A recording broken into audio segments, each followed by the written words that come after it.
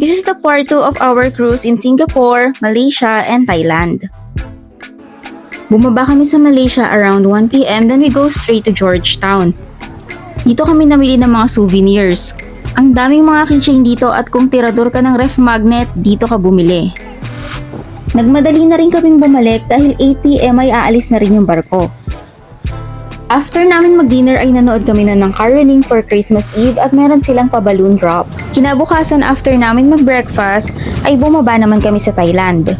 We are tendered by the boat kasi they don't have care for docking, pero napaka-organized pa rin nila.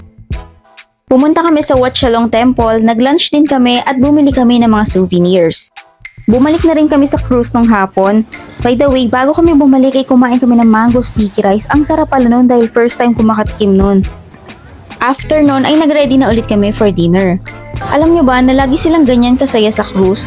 Even yung mga crew na nagtatrabaho ay masasaya rin. Sabi nga nila ay dream job daw nila na makapagtrabaho dito. It's our 4th day and cruising lang kami dahil pabalik na yung barko sa Singapore. Kaya in-enjoy na lang namin yung mga pwede namin gawin sa barko.